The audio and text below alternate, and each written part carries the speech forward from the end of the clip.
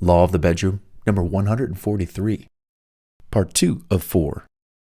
Remember the best times to make love.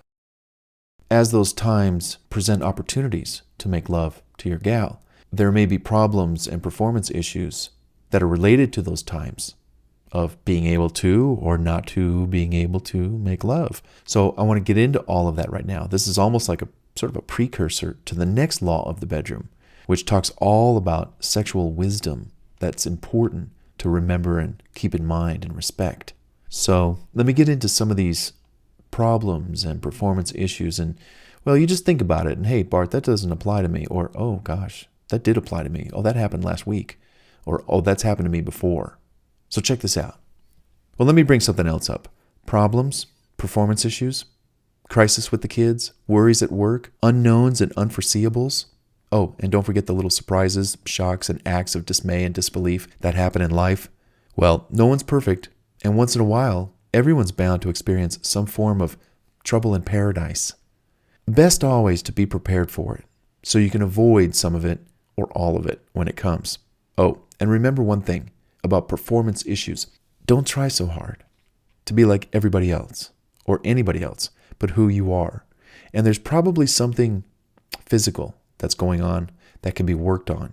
You know, like I said, if there's blood flow problems to the rocket and it ain't coming up, you know, that's an issue that could probably be addressed by working on your gut. Because as I say, you can either have one thing stick out at once. It's either the gut, guys, or your rocket. Choose one. If you choose your rocket, as you get older, you got to really watch your diet. You got to eat way more veggies, way more fruits, way more foods that just dissolve in your body. Just like as you chew them, they just like dissolve into liquid, and it's good for you. Versus the other things that once you eat, they just stick around. You know, sugar and even for me, I know chocolate just sticks around, and I'm like, dude, you can't eat this stuff. You have to eat a small, tiny little handful once a month and enjoy that. You can't be eating, bowls of it, nightly. That's, and beer, drinking alcohol, drinking anything that's not water, fresh juice from a juicer, tea. I don't drink coffee, so I don't know how that would do. So, if that's what you drink, hey, just work on the other stuff, especially like carbs and fats and red meat. All that stuff has to be minimized. Anyhow, sexual timeout. Too tired or stressed out to have sex? No worries. Hit the sidelines. Take a rest. Tell your gal that you just need a little timeout. And would a simple little cuddling and kissing her and helping you, would that help out for the rest of the night? Maybe even you need time to rest your body, because whether you have a lot of sex or you work out a lot, those two physical activities don't go well together. They say for athletes, I think the coaches tell them, look, guys, we got a game coming up on Friday. I really need you to perform at your best. Please, no sex and no masturbating 3 days minimum prior to the event. Don't get all excited Thursday night to have sex with your girl for like 4 hours and then you got a game the next day. No. Sex and workouts don't coincide well together because they're both very physically exhausting. You go have sex for 4 or 5 hours and then go try to run. It ain't going to be fun. You go try to do a lot of working out, 2 hours of working out, 3-4 hours of working out, and then you go have sex, you're going to be exhausted. You need a good 8 hours to rest, whether that's sleeping or just going about your day. And then maybe you need a few days in between when you have great sex with her. Now, guys, you can easily get her off giving her orgasms with your hand. You could just lie there right next to her. You're tired, but you could just lie there, taking your time out, resting, and just use your hand to get her off. It's so easy, 10 minutes, plus or minus. Men and women have their ups and downs, and we need to make sure that each of us, guys and gals, get that time to rest and recoup. Is she not feeling well? Been partying a little too much that night? Maybe you're not feeling too well, my friend. Well, be kind and let both your bodies heal from abusing it so much. Hey man, we like to party. Don't ask her for sex. rather console her and take care of her. If she's in the bathroom, not feeling well, I remember something like that. Politely ask through the door, "Are you okay? Can I do anything?" But don't go in. Let her have her moment alone and in private. She'll remember how patient, kind, and understanding you were, and she'll treat you oh so nice the next time around.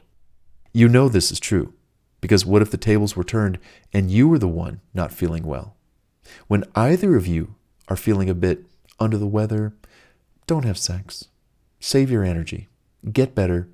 And when you're well again, sex all you want. She'll have missed you too. And you, gentlemen, will have missed her. Also, don't say stupid things you'll regret later on in the night, the next day, or forever. Guys, and I've heard from women the stories or the statements or the comments that they make to their gal, and it's just so hurtful and so heart-wrenching and just, let me explain this. Don't be mean or say rude or hurtful things. Bite your tongue. You might, want to say something about her breasts or her butt or some body part. Think before you speak. Don't make fun of something she said or how she screamed aloud with joy or the way she looks or whatever. Most women are shy about the way their bodies look. Even if she's got the perfect body, she's still going to wonder or even worry about what you think. So take a deep breath and think before you speak. Bite your tongue and maybe just not even say it at all. Besides, in a few moments, your questionable thoughts will pass and you'll be glad you never said what it was that you were going to say, and you'll feel better about it, and so will she. Just keep your language positive. And I don't know if I talked about this, but remember this very, very, very simple and important heavy fact. You might say something and you think you're being funny, or maybe you're just making this comment and it's going to be received wrong. Here's the thing. That comment took you like 5 seconds to make. Oh, baby, I think maybe, we can get something worked on or whatever, just imagine something. It takes 5 seconds to say something mean, rude, insulting, hurtful. It takes 5 seconds. It will be on her mind for 500 years.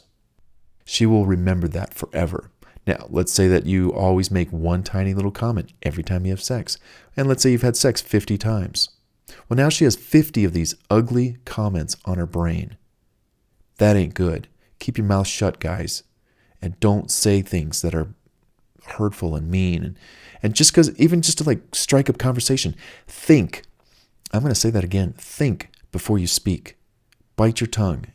Every word that comes out, please, just try to make it fun, positive, encouraging, compliment something she did or something, like you did. Hey, was I great tonight? I mean, whatever, just have fun with it, but be mindful. Don't say anything stupid that you'll regret later on in the night, the next day, or forever. It takes seconds to say something that will be on her mind forever.